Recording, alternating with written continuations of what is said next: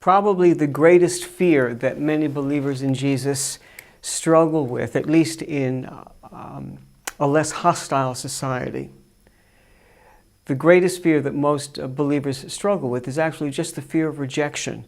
Not the fear of being harmed, but the fear of rejection. And it's really rather sad, because we fear the rejection of people more than we fear the displeasure of God.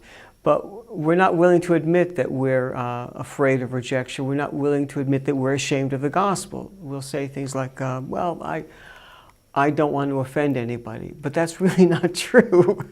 What we're saying is, I don't want that person to get upset with me. I don't want that person to dislike me, because the most important thing in my life is that everybody thinks I'm a wonderful person. In fact, the most important thing in the universe is that everybody thinks I'm a wonderful person. In fact, that's why Jesus died and rose from the dead, right? So that everybody will think I'm a wonderful person, right? No, that's not the heart of the gospel message.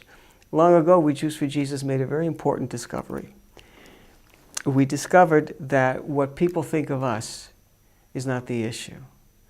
What people think of Jesus is the issue. You know, the scripture says in Isaiah chapter 53, it says, he was despised, he was forsaken of men, he was a man of sorrows, acquainted with grief, one from whom we hid our faces.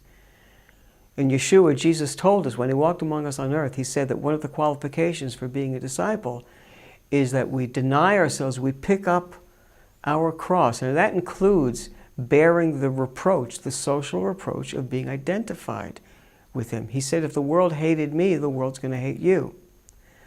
And so we have to get over this fear of rejection, which enslaves us to a choice of silence. It's a tragedy, and really ultimately amounts to being ashamed of the gospel.